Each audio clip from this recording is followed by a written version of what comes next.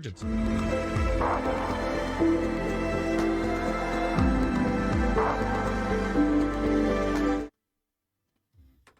So convergence, which is the name we've chosen, has many descriptors underneath it. You'll often hear it referred to as the divine feminine or just feminine energy flow, earth energy, core energy, sensual energy, sexual energy. There's probably some other label. Rock the damn boat. Absolutely. Absolutely, Gordon. Yeah. None of us were brought here. None of us that are watching this were brought here to align with the status quo. We were brought here to shake shit up. Right. In many respects, we were not brought here to, I was going to say peace, a better word. We are not brought here to introduce compliance. We are brought here to introduce rebellion in so many ways. So, feminine energy flow, earth energy. So how can we describe that as it relates to what we've just talked about in the manifesting? So now this is a very almost oversimplified descriptor of it, but it's still accurate. So I'm going to talk about two primary energy flows in your body. And to give them directions, understanding that when we enter into the world of the non-physical, there really isn't an up or down or forwards or backwards or anything like that. But we use those as means of interacting with it. There's a flow that flows. And so I think most of you are probably familiar with your chakra system, your energy system. Just a really quick overview. There's 7 of them. I like to think of them as like non-physical organs. So you have a heart, the lungs, liver, all that kind of stuff. So these are like organs. They're just non-physical, which means you can't put them on a scale and weigh them. We have 7 of them. The first one, a root chakra, is right at the base of your spine. Second one, sacral chakra in your lower lumbar. Third one, I'll go through these pretty quickly. Third one is solar plexus in your solar plexus. The fourth one is your heart. Fifth one is your throat chakra. The sixth one is the brow. And then the 7th one is the crown. So you have 2 primary energy flows that flow this way and one that flows this way. So there's one that enters in to the crown chakra, down into the brow, through the throat, and into your heart. That's the masculine energy flow. Now the feminine energy flow flows from beneath, flows up into your root chakra, into the sacral, into the solar plexus, and up to the heart. These 2 energy flows merge here and then radiate out. Now, again, that's an oversimplification of it, but it still is accurate. Now, an important clarifier. Masculine, feminine, not male, female. The labels are more related to the characteristics of the energy, not the gender, which they don't have. Right. So the masculine energy flow is masculine in nature. The feminine energy flow is feminine in nature, but both sexes have those energy flows. Now, how does this relate to manifesting? Well, when you create the pictures, the movies, think about it. Where do you create them? You don't create them in your foot, do you? You create them here. I mean, we do it, right? This is where. When you're thinking, this is an interesting exercise to do, and it kind of makes your eyes cross. When you're thinking about something, where are you thinking about it? Right? Is it in your elbow? Is it in your foot? It's right here, isn't it? This is where you kind of feel it. So when we're doing that, we're using masculine energy. Right? So I said in step 2 of the previous segment, you're living your desire, you're visualizing it. That's using masculine energy flow. And remember how I said, then we want to feel it, right? So you've created your perfect desire, you're visualizing it, you're feeling it on the inside, feeling it. Where does the feeling come from? The feeling comes from the feminine energy. So another descriptor for the two is you could say that masculine energy thinks, feminine energy feels. Now, another really important descriptor as it relates to just a topic I'm going to talk about in the show. Masculine energy consistently needs to be fed externally. So it needs external feeding, external validation, external fill in the blanks. The feminine energy flow doesn't. So the masculine energy flow expends itself unless it gets that continuing flow from the external. And for now, we'll just leave it there. So the private Facebook group, I call it the conversation that we all want to have. It talks a lot about this. We're putting on some virtual workshops. We'll be putting on in-person workshops, a lot of videos and different things like that. So if you want to be part of that group, you'll see the link below, and that's the Facebook group. So you can just hit the button. You might have to message me and I'll send you an invite to it. I'm not sure, but if you want to check it out, just let me know and we'll add you to it. The feminine energy doesn't need that. It actually builds upon itself. So the masculine gets less unless it's fed externally. The feminine actually gets more. So I mentioned in the previous segment, I'm just going to refer to it quickly here because we'll be editing these to review it. So the first phase that we've seen in what's been going on around us for the last however many months is very much like a destruction phase. The theme for the show is breaking borders and shattering paradigms. So these paradigms are belief systems, right, that have, for who knows how long, told us how to think, how to live, how to love, how to be, right? These constructs, these borders were built primarily from masculine energy flow.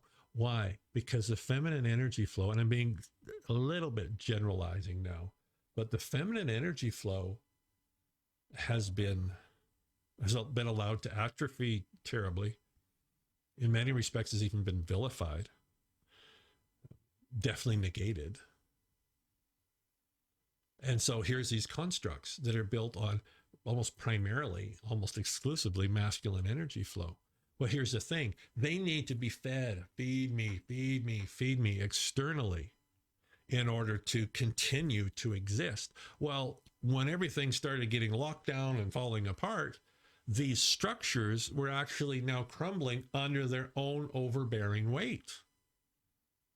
So it's like these borders, these walls, were now shattering and falling down. So we looked around and you see destruction. Like think of it, how your lifestyles have changed, the things you can do, the things you can't do, all this kind of, I've often said that we could be born, live and die and not have to think.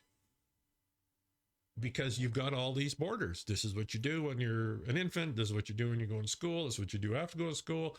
How you got the families and all that kind of stuff.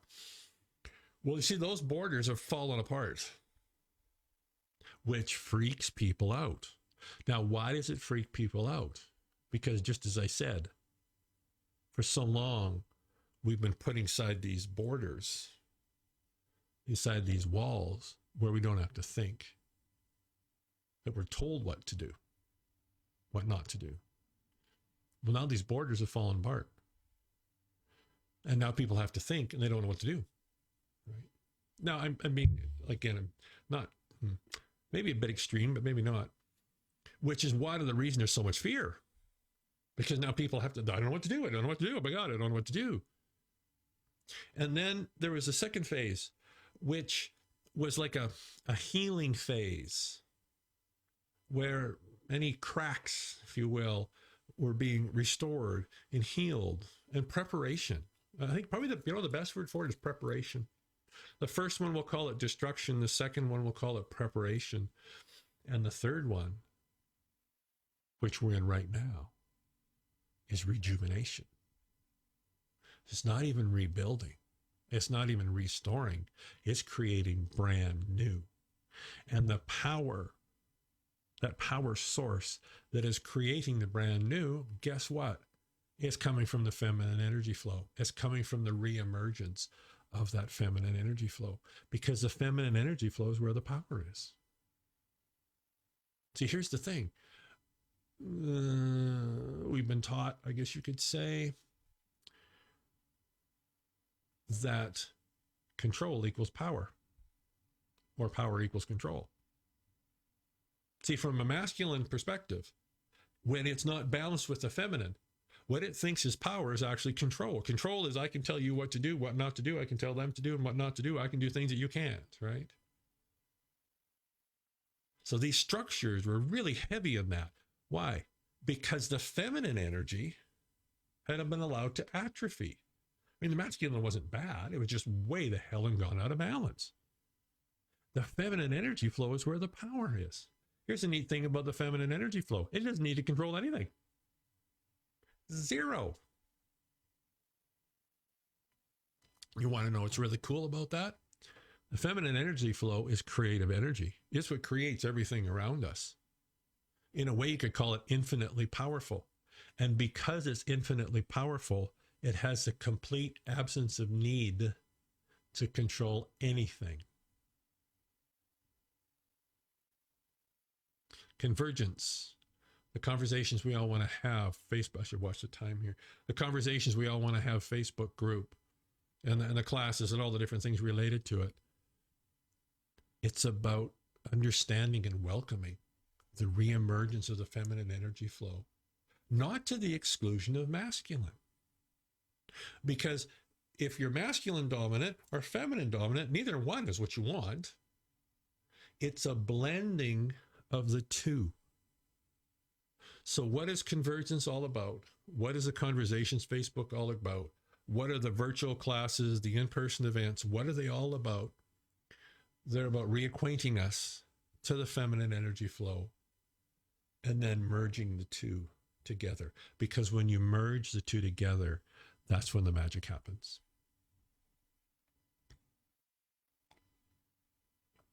For so long, we've been trying to manifest our desires using almost exclusively masculine energy, and it was never designed to do that. Masculine energy creates a blueprint. Feminine energy builds a house. This is why there's this opportunity right now to allow a whole new way of living and being and loving and working, and a whole new definition of community. You've heard me talk a lot about community with a capital C, to be given form in this world around us.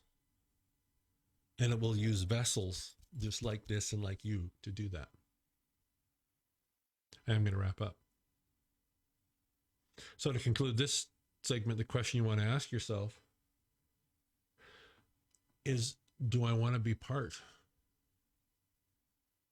of a brand new world in so many ways? Or do I want to sit on the sidelines on a foundation of history that really no longer exists?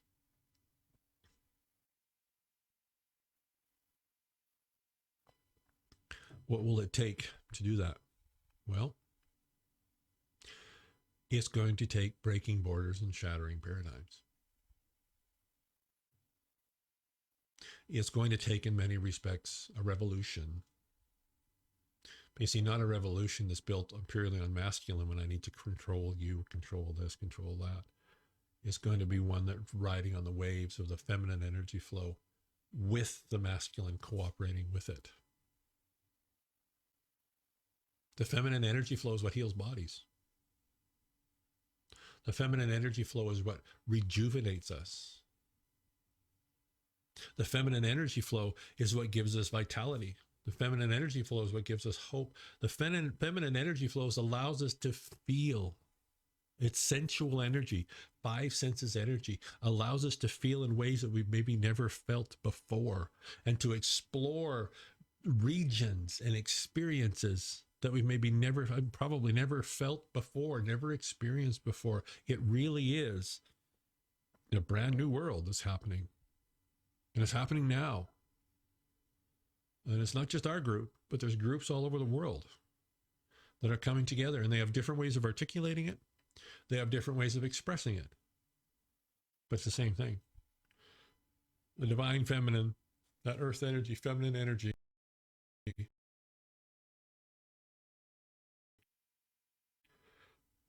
is reemerging and making its presence known.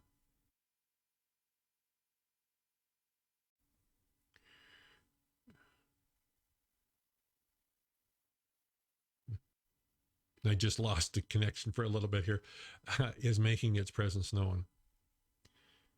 And I want to be part of it. How about you? All right, guys. Thanks for tuning in.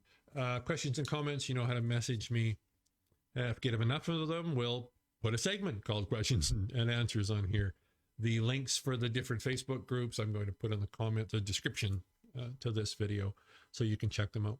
All right, guys. Thanks for tuning in. Share, share, share. We're all in this together. And which one do I want to use to end? I will use this one. See you guys. Carousel, carousel.